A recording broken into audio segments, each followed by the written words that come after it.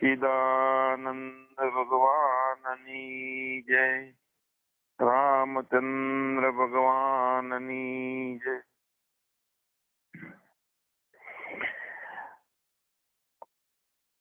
પારુલબેન નો પ્રશ્ન, ઈશ્વર માની કુખમાં આવી અને જન્મે નહીં એ વિષયને સમજવો છે. તો આપણે ભ્રમની નિવૃત્તિ, ભ્રાંતિઓની નિવૃત્તિ, ભ્રાંતિઓનું નિવારણ, એના માટેનો વિષય ચાલે છે. એની સાથે ઈશ્વર જન્મતો નથી એ વાતને પણ જોઈએ. તો ભ્રાંતિઓ કઈ કઈ છે તો એને પણ જાણીએ આપણે કે ઈશ્વર જન્મ નથી લેતો, અને સાથે સાથે એક બીજી વાતને પણ ક્લિયર કરીએ કે બધાયમાં હું રહેલો છું. તો એને જાણવાની સ્પષ્ટતા પણ કેવી રીતે થાય, ભ્રાંતિઓનું નિવારણ થાય તો એ કેવી રીતે આપણે જાણી શકીએ કે બધાયમાં હું રહેલો છું. તો ગીતામાં 10મા અધ્યાયના 20માં અહમ આત્મા ગુડાકેશ સર્વભૂતાશય સ્થિત અહમ આદિશ્ચ મધ્યમ ચ ભૂતાનામ અંત એવ ચ અહમ આત્મા ગુડાકેશ સર્વભૂતાશય સ્થિત બધા પ્રાણીઓના હૃદયમાં અંતઃકરણમાં રહેલો આત્મા છું. અહમ આત્મા, હું આત્મા છું. સર્વભૂતાશય સ્થિત બધાયના પ્રાણીઓના હૃદયમાં રહેલો છું. અને એમના અહમ આદિશ્ચ મધ્યમ ચ, હું આદિ મધ્ય અને અંત પણ હું છું. બધે દ્રષ્ટિ મારી બ્રહ્મમય બને. જ્યાં જોઉં ત્યાં મને મારું દર્શન થાય. એટલે કે બધા પ્રાણીઓના હૃદયમાં મને મારું જ દર્શન થાય. ભગવાન કહે છે કે હું બધાના હૃદયમાં રહેલો છું. તો ભગવાન બધાના હૃદયમાં રહેલો છે. બીજો પ્રશ્ન છે કે ઈશ્વર જન્મ લેતો નથી. તો આ ઈશ્વર અને ભગવાન બંને એ ક્યાં છે, કેટલા દૂર છે મારાથી? હું છું કે અલગ છે? એ વાતને આપણે સમજવાની છે. પહેલા તો એક વસ્તુને જાણી લઈએ આપણે તો ભ્રાંતિઓનું નિવારણ થઈ જાય. તો બધો ખ્યાલ આવી જાય કે ઈશ્વરની ઓફિસ ક્યાં છે, ભગવાનનો બગીચો, ભગવાનનો ઘર ક્યાં છે અને હું ક્યાં છું. અને ત્રણ નોખા પડી ગયા છીએ. તો ત્રણેયમાં શું થયું છે કે બધા નોખા નોખા? હું એ નોખો મનુષ્ય, ઈશ્વર એ નોખો અને પરમાત્મા એ અલગ. તો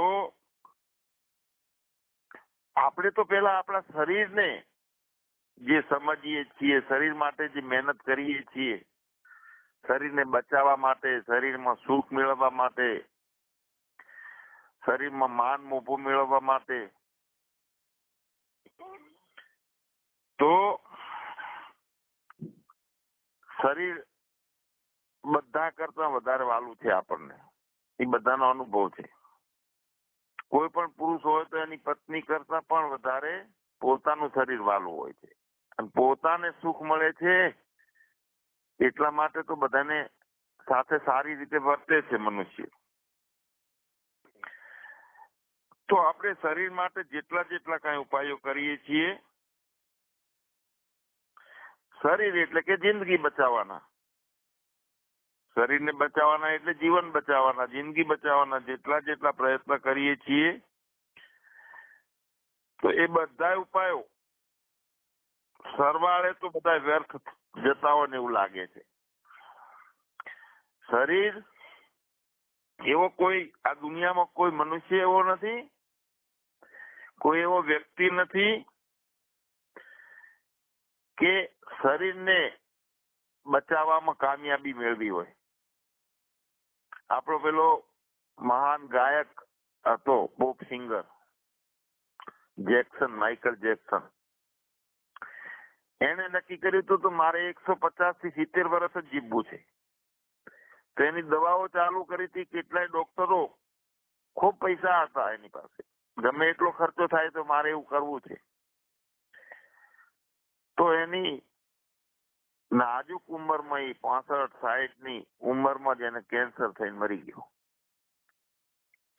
મતલબ કે એવો કોઈ એની સાબિતી આજ સુધી આપી શકે એમ નથી કે શરીરને મરતું બચાવવામાં કામયાબી એને મળી હોય. કોઈ ઉપાય, બિલકુલ કોઈ ઉપાય કામ નથી આવતો.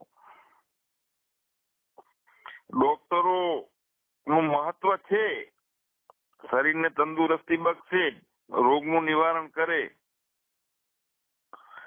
તો ડોક્ટરનું પણ પોતાનું મહત્વ છે, અભ્યાસનું પણ પોતાનું મહત્વ છે, અને સંયમનું પણ મહત્વ છે.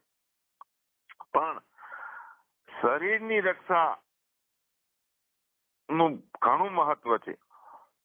પણ શરીર બચાવી શકાતું નથી, એ નિર્વિવાદ વાત છે. કોઈ પણ વ્યક્તિ શરીરને બચાવી શકે નહીં. એ ખલાસ થવાનું જ છે, જીર્ણ થવાનું જ છે.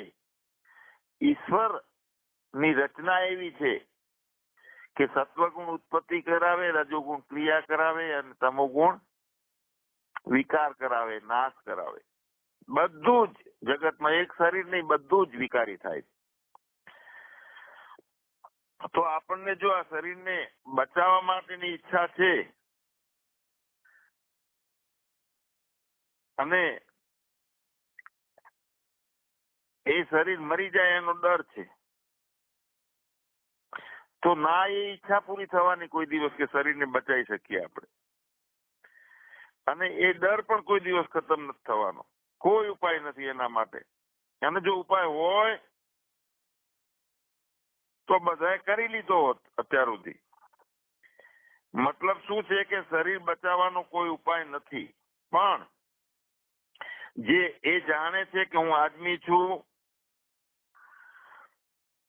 અને આદમી ન હોય તો એને બચાવવાના અને એમાંથી નીકળવાનો ઉપાય છે. હું આ મનુષ્ય નથી, ચેતન આત્મા છું. એ રીતે પોતાને આમાંથી સરળ થઈ અને નીકળવાનો ઉપાય છે. પણ બચાવવાનો શરીરને કોઈ ઉપાય નથી. રામચંદ્ર વનવાસમાં ગયા હતા, દશરથ રાજાનું શરીર જાય હતું તો ના બચાવી શક્યા કે ભલે 6 મહિના, 2 મહિના કે 1 મહિના સુધી પાછા આવે ત્યાં સુધી રહે. અરે મરેલું શરીર એ બચાવી નથી શકતા, જીવતું તો ક્યાં વાત રહી. તો શાસ્ત્રો, વેદાંત, ઉપનિષદ, અનુભવીઓ બધા કહે છે કે આપણે વેદાંતમાં છે કે આપણે બ્રહ્મને હટાવી શકીએ, પણ મૃત્યુને હટાવવાનો કોઈ ઉપાય નથી. હું મરું છું એ ભ્રમ છે, એ ભ્રાંતિ છે. હું જન્મું છું એ ભ્રાંતિ છે. એ જ્ઞાનથી નિવૃત્ત થાય. એટલે કે આપણે આપણામાં જે અજ્ઞાન પડ્યું છે એના હટાવવાનો ઉપાય છે, પણ મૃત્યુને હટાવવાનો ઉપાય નથી. મને મૃત્યુનો ડર છે, આ શરીર નહીં રહે, બચાવવાની કોશિશ કરવાની સતત લગન હોય, પણ એ ભયને નાબૂદી થાય અને હું જન્મતો મરતો નથી. આ એક જ્ઞાનથી ઉપાય છે. કેમ કે ભ્રાંતિથી જ આપણે મરવા વાળા બન્યા છીએ. એ જ ભ્રાંતિ છે. સૂર્ય હલે નહીં, નાનો ના થાય, મોટો ના થાય અને અનેક ના થાય. પણ જો પાણીના કુંડા અલગ અલગ હોય તો બધું થાય. એમાં હલે ખરી, પાણી હલે એટલે સૂર્ય હલે. નાનો મોટો થાય, તીરો થાય, અને અનેક અનેક સૂર્ય દેખાય પ્રતિબિંબમાં, પણ ક્યાં સુધી? પાણી સુકાઈ ના જાય કે કુંડા તૂટી ના જાય ત્યાં સુધી. તો આ શરીર છે અને જાગ્રત અવસ્થા છે ત્યાં સુધી ભ્રાંતિઓ છે, કેમ આપણે પકડી રાખીએ? જો આપણે જન્મતા હોતા તો આપણે મરતા હોઈએ. ઈશ્વર જો જન્મતો હોય તો ઈશ્વર મરે. અને તે કોની વાત છે? ઈશ્વર એટલે આપણી વાત છે અહીંયા. તો જો આપણે ખરેખર મરતા હોઈએ ને તો કંઈક પણ આપણે મૃત્યુનો ઉપાય ગોતવો જોઈએ. તો મૃત્યુનો ઉપાય જ ગોતાય નહીં, કારણ કે આપણે મરતા નથી એ વાતને દ્રઢ કરવાની છે. જો આપણું મૃત્યુ હોય તો મરવાનો ઉપાય હોય, અને મરવામાંથી બચવાનો ઉપાય આપણે કોક તો બતાવે એમાંથી બચી ગયો હોય.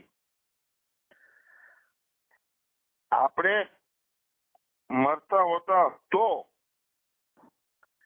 આપણે ખરેખર જો બંધન હોય, આપણે બંધાયેલા હોઈએ તો ખુલવાનો ઉપાય હોય. જો આપણે જન્મીએ છીએ તો જન્મ ના લેવાનો ઉપાય હોય. વાસ્તવિકતામાં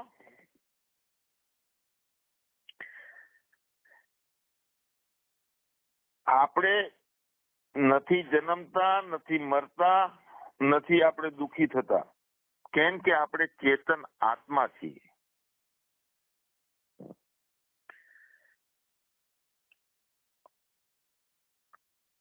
આપણે જાણીએ છીએ કે આપણે એવા છીએ, દુઃખી થનારા છીએ, તો આપણે દુઃખી થઈએ છીએ. એનાથી એ અજ્ઞાનની જાણકારીથી આપણે દુઃખી થઈએ છીએ. અને અજ્ઞાનની જાણકારી છે એને ભ્રાંતિ છે, ભ્રમ છે, એટલે દુઃખી થઈએ છીએ. તો એમાંથી આપણે છૂટવાનો પ્રયત્ન કરીએ છીએ. દ્રઢ નિશ્ચય થઈ ગયો છે કે આપણે દુઃખી થઈએ છીએ, આપણે જન્મીએ છીએ. પણ એને સાચું માન્યું છે ત્યારે આપણે એમાંથી છૂટવાનો ઉપાય કરીએ છીએ. તો વેદાંત શું કે છે? વિજ્ઞાન દ્વારા વાસ્તવિક જ્ઞાન નથી. વિજ્ઞાન એટલે બુદ્ધિ દ્વારા થયેલું. બુદ્ધિએ ચૈતન્યની ચેતના ઝીલી, જેમ ગોળાની અંદર રહેલો તાર છે એને વીજળીની રોશની ઝીલી. બુદ્ધિ દ્વારા જે કઈ થાય છે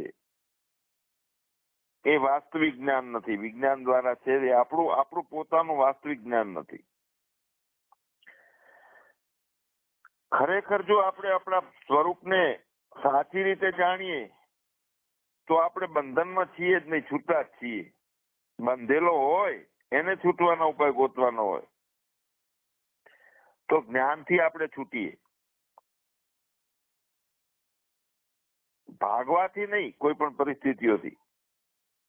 અને ભાગવાથી બચી ના શકાય, જ્ઞાનથી બચી શકાય. કાંઈક કરીને એમાંથી બચી શકાય નહીં,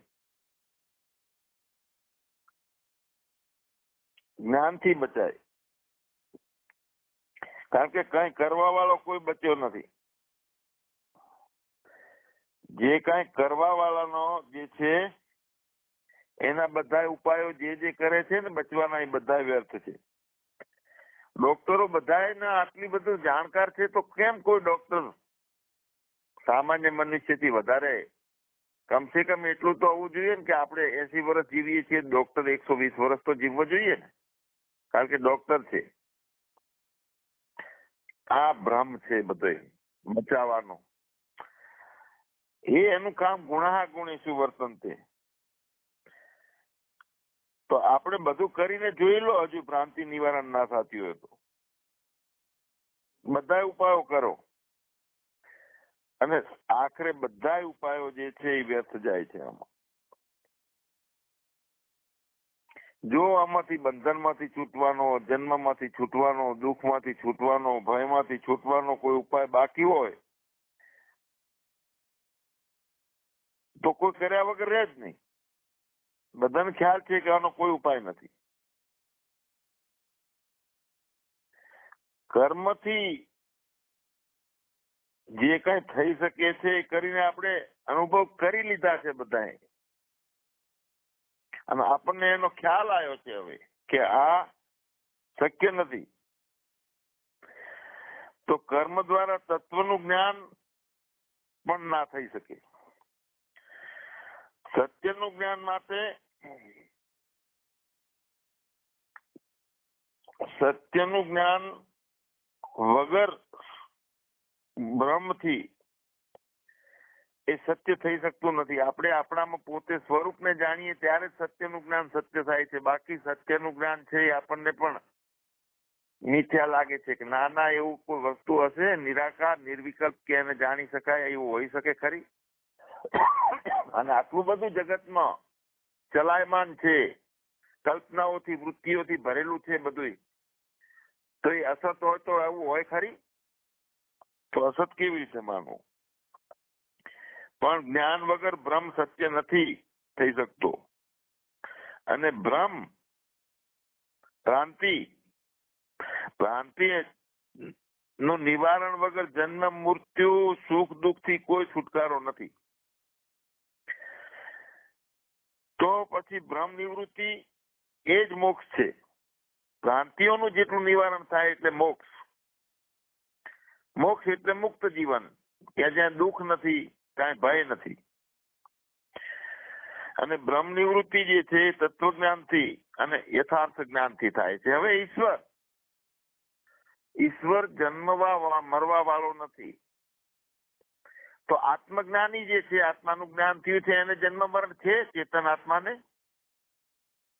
તો કોણ ઈશ્વર? ચેતન આત્માથી આત્મજ્ઞાનીથી અલગ છે તે ઈશ્વર એ જ છે, બીજો કોઈ નથી, નોખો કોઈ નથી. તો બધા પ્રાણીઓના હૃદયમાં રહેલો હું આત્મા છું, અહમાત્મા ગુડાકેશ, તો બધામાં રહેલો છે અંતઃકરણમાં. તો જ્યાં જ્યાં પ્રગટ થાય છે ત્યાં ત્યાં જે વિજ્ઞાન દ્વારા બુદ્ધિ દ્વારા ઉભું થયેલું જ્ઞાનને બાદ કરી નાખો. અચ્છા, આપણને ભય થયો છે શરીરનો, તો શરીર ઉભું કોણે કર્યું? બુદ્ધિથી અનુભવાય છે ને. રાત્રે સપનામાં તો સુષુપ્તિમાં નથી ખબર પડતી, મરવાનો ભય નથી રહેતો. તો જાગ્રત અવસ્થામાં બુદ્ધિ જાગેલી હોય છે એટલે આ જ્ઞાન થાય છે. તો એ જ્ઞાન મિથ્યા છે. જે જ્ઞાન આવન જાવન કરતું હોય તે જ્ઞાન નથી, પણ ભ્રાંતિ છે. તો શ્રદ્ધાથી જોડાઈને આપણે ગુરુ પાસે જઈએ, જ્ઞાન માટે જઈએ, અને જો આપણે આપણું કલ્યાણ ની ઈચ્છા રાખતા હોઈએ, સાચા મોક્ષની ઈચ્છા રાખતા હોઈએ, શાંતિ પ્રાપ્ત થાય એવી સતત ભાવ રહેતો હોય આપણો કાયમ માટે, અને એ સમયે જો આપણા જીવનમાં કોઈ જાતની ચાહ, કોઈ જાતની ઈચ્છા ના હોય, ત્યારે આ બધી વાત પાર પડે છે. ચાહ મીટે તો ચિંતા મીટે, मनवा बेपरवाह, जिनको कछु ना चाहिए वो साहन का साह. તો સાહન કા સાહ એટલે રાજાઓનો રાજા, ચક્રવર્તીનો રાજા, બ્રહ્માથી આગળ, વિષ્ણુથી આગળ. એવું આપણે આપણા આત્માનું જ્ઞાન કરી લઈએ ત્યારે આપણી અંદરથી ઈચ્છાઓ આપણામાં નથી, જન્મ આપણામાં નથી, મૃત્યુ આપણામાં નથી, ભય ભ્રાંતિ ભેદ આપણામાં નથી. એવો આપણને ખ્યાલ આવે. સુખ પ્રાપ્તિ માટે બધાએ બધા પ્રયત્નો કરી લીધા છે. ટેમ્પરરી તીર્થયાત્રાઓમાં જાય, ઉપાસનાઓ કરે, ધ્યાન કરે, ગુફાઓમાં જતા રહ્યા, પણ કોઈ દિવસ કોઈ એ દુઃખથી છુટકારો નથી મેળવ્યો એનાથી. ભયથી છૂટવા માટેના બધા ઉપાયો કરી લીધા હોય છે, તો પણ કોઈના કોઈ ભય પકડેલો રહે જ છે. ગમે તે એક ભય મટે તો બીજો, લોક નિંદાનો ભય, પૈસા જતા રહેશે એનો ભય, શરીર જીર્ણ થશે એનો ભય, બીજા સેવા નહીં કરે તો શું થશે એનો ભય, અને જન્મે મૃત્યુ થયા પછી નવો સારો મનુષ્યનો અવતાર નહીં મળે તો એનો ભય. તો આ બધાથી છૂટવાનો એકમાત્ર ઉપાય ભ્રાંતિની નિવૃત્તિ. ભ્રાંતિની નિવૃત્તિ ત્યારે જ થાય છે કે ભ્રાંતિ એ શું છે, કેમ ભ્રાંતિ છે. સપનામાં સપનું આવે છે તો સપનામાં બધા અનુભવ કરીએ છીએ, પણ જાગતા સપનામાં ભય આવ્યો હોય એ ટાઈમે. પણ જાગતા ખબર પડે છે કે આ સપનું હતું એટલે ભયની નિવૃત્તિ થઈ જાય છે.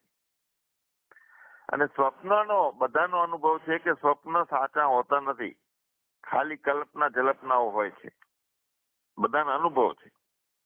પણ જાગ્યા પછી સપનું મિથ્યા લાગે છે, સપનામાં સપનું સત્ય લાગે છે. એમ વ્યવહારિક જીવન, સંસારિક જીવન લઈને બેઠા છીએ એટલે આ જગત સત્ય લાગે છે. તો જ્ઞાનમાં જાગી જવાનું છે, પોતાનો દીવો બની જવાનું છે. તો બધું જ આ જે છે મૃત્યુ થાય છે ને એ પણ સપનામાં છે, ભ્રાંતિમાં છે.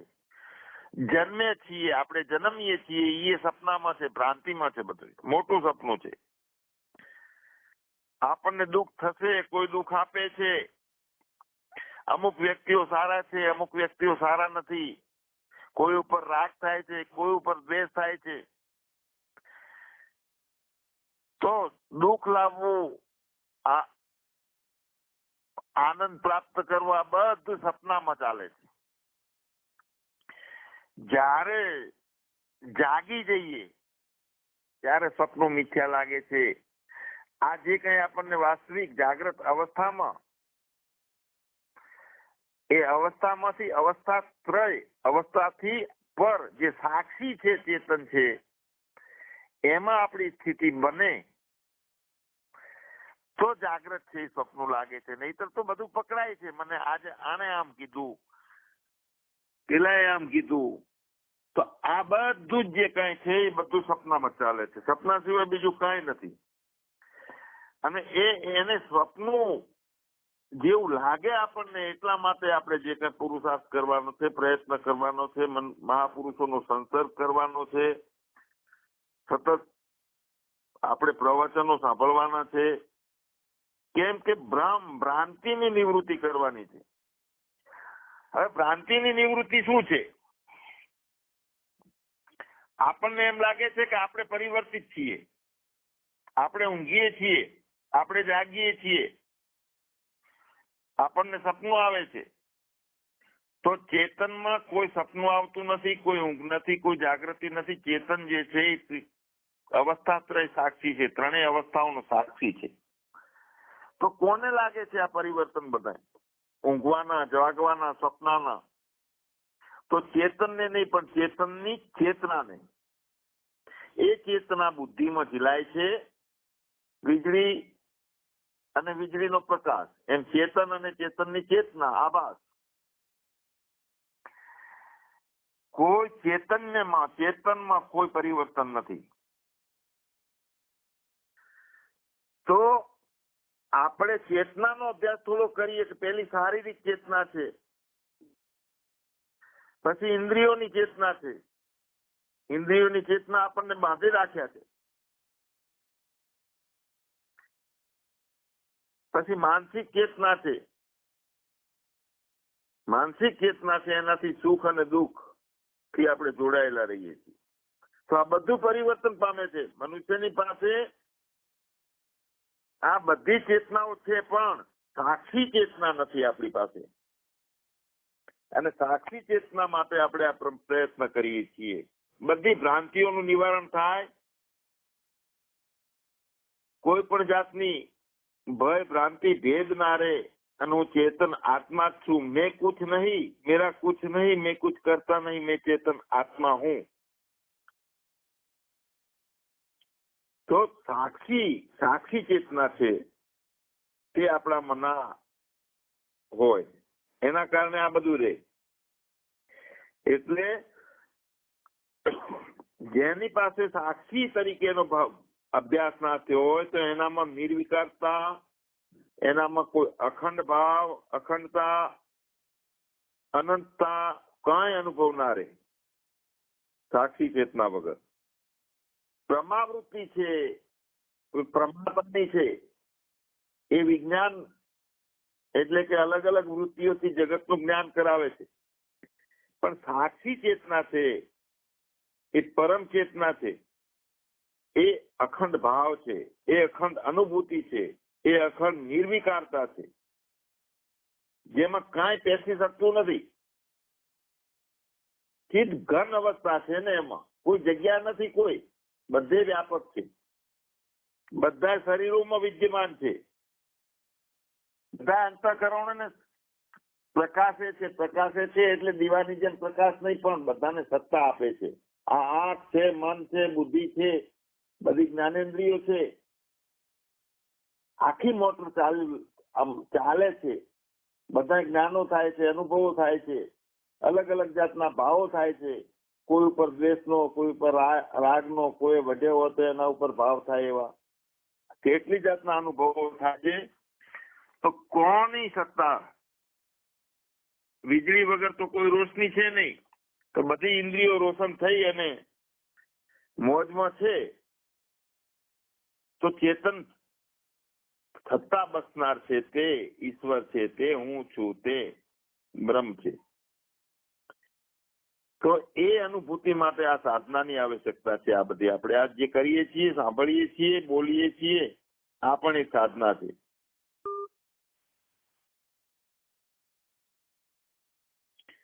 હા, તો એક છે આત્મચેતના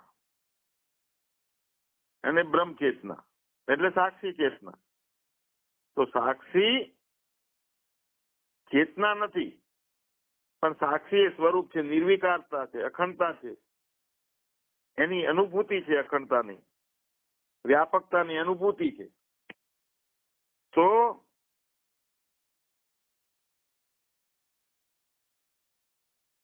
એક વાતને આપણે સમજીએ, આ સમજવા માટે કે આપણે દીપક છીએ, દીવો છીએ. આપણે દીવો છીએ અને પરમાત્મા છે એ ચૈતન્ય દીવો છે. તો આપણો દીવો ક્યાંથી પ્રગટે છે? ચેતન દીવો છે એ સ્વપ્રગટ છે, સ્વયંભૂ છે, અને એમાંથી બુદ્ધિ, એમાંથી કરંટ ખેંચે છે. જેમ આપણે લાઇટના થોભલા ઉપર મીટરમાં લાઇટ ક્યારે આવે છે કે એને જોઈન્ટ કરીએ છીએ આપણે મૂળ વીજળીના કરંટના તાર સાથે, એમ બુદ્ધિ દ્વારા ચેતનતામાં જોઈન્ટ થાય છે બુદ્ધિ, એટલે કે એનો કરંટ ખેંચે છે. તો એક દીપક છે, બુદ્ધિ છે, એક ચૈતન્ય છે, પરમાત્મા છે. બુદ્ધિથી જ્ઞાન થાય છે જે એ જગતનું થાય છે, અને ચેતનતાથી જ્ઞાન જે થાય છે, ચેતન એ જ્ઞાન સ્વરૂપ જ છે. એની સત્તાથી ઇન્દ્રિયો, મન, બુદ્ધિ, અંતઃકરણ બધું પ્રકાશે છે, પણ પોતે કાંઈ નથી, અકર્તા છે. તો એ જ્યોતિનો મતલબ એનું અજવાળું નથી, પણ જેનાથી બધું થાય છે એ સત્તા, એ અર્થમાં એને ચેતન જ્યોતિ છે. તો ચૈતન્ય જ્યોતિ ના સામે શબ્દ, સ્પર્શ, રૂપ, રસ, ગંધ, ક્રિયા, ભાવ, વિચાર, આ બધું જે કાંઈ ઉઠે છે, કાંઈ પણ વિચાર કોઈ સારો નથી, કોઈ વિચાર સારો છે, એવું નથી. જેમ પાણીમાં લહેર છે, પણ કોઈ મોટી છે, નાની છે, સારી છે, તાકાત વાળી છે, આ બધા ભાવો થાય. તો લહેરમાં ભાવો થાય છે, પાણીમાં કશું ના થાય. એમાં શું નાની મોટું? પાણી એટલે પાણી. માટીમાં ઢેફું. તો નાનું મોટું એવું બધું ઢેફું, પણ માટી તો માટી. એવી રીતે આપણે સાક્ષી જે છીએ, સાક્ષી ચેતના છે આપણી, એમાં કાંઈ થતું નથી. એમાં નથી કોઈનો વિરોધ થતો, નથી કોઈથી પ્રેમ થતો.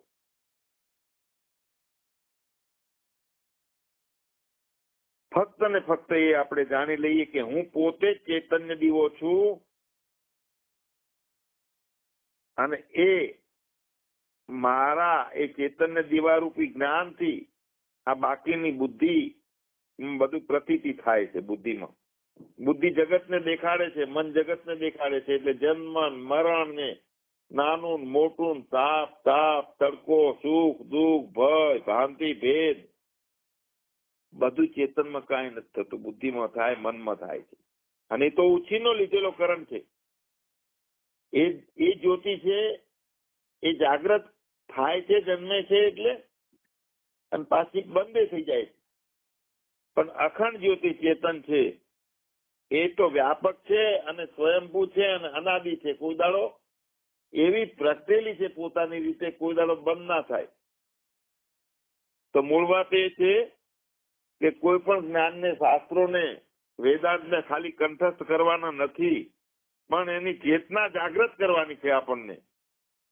શબ્દો તે જડ, જડ તે કોના માટે? અજ્ઞાની માટે જડ છે. પણ ચેતનતામાં કોઈ શબ્દો નથી, અને શબ્દ છે એ પોતાનું રૂપ છે. શબ્દ બ્રહ્મ છે. પણ કયો શબ્દ ચેતના જાગૃત કરે, મહાવાક્યના બોધ કરાવે? છૂટી જાય શબ્દો બધા. તો પેલા સાક્ષી ચેતના અને પછી બ્રહ્મ ચેતના. તો એનો મતલબ એ થયો કે એ ચેતના જે છે એનો મતલબ એ છે કે આપણે બ્રહ્મ જ છીએ, એ ચેતના નથી. ઈશ્વરને જન્મ લેવાનો નથી તો શું મારે લેવાનો છે? જ્ઞાનીને લેવાનો છે જન્મ? હું જેને સ્ફૂર્ણા જ્યાંથી થાય છે, એ સ્ફૂર્ણા જો પોતાના સ્વરૂપે જ્યાં સુધી જોઈ ના શકીએ આપણે, અને ભેદ વચ્ચે આવતો હોય એ સ્ફૂર્ણામાં મન બુદ્ધિ દાખલ થઈને હું જન્મવા વાળો છું, મરવા વાળો છું, આ બે નોખું પડતું હોય, તો એ નોખું ના પડે એવી એક સાક્ષાત્કારની પોતાની ભૂમિકા છે કે કશું જ મારાથી અલગ નથી, બધું જ અભિન્ન છે. અને વેદાંતનો મુખ્ય સિદ્ધાંત છે. જગત છે, ઈશ્વર છે, પરમાત્મા છે, બધું અભિન્ન છે. કોઈ કોઈનાથી અલગ છે જ નહીં. સાકાર પણ તું છે, નિરાકાર પણ તું જ છે, આકાર પણ તું જ છે. કોણ? પરમાત્મા. કોણ? ઈશ્વર. એટલે હું હું સાકાર છું, ઇન્દ્રિયોમાં આવું છું ત્યારે.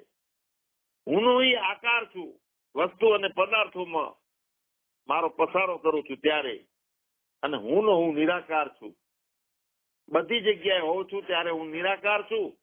અંતઃકરણમાં બધે આવું છું ત્યારે હું સાકાર છું. અનેક અંતઃકરણો તે હું છું. અહમ આત્મા ગુડાકેશ. અન્વય વ્યતિરેકના ભાવથી આપણે સમજીએ કે મારાના મણકા તો અલગ અલગ છે પણ દોરો એક છે. તો આ વાતને આપણે સમજીએ, ભય અને ભ્રાંતિનું નિવારણ થાય ત્યારે ઈશ્વર જન્મતો નથી એટલે કે હું જન્મતો નથી એવો ખ્યાલ આવે. સદગુરુ દેવની જય.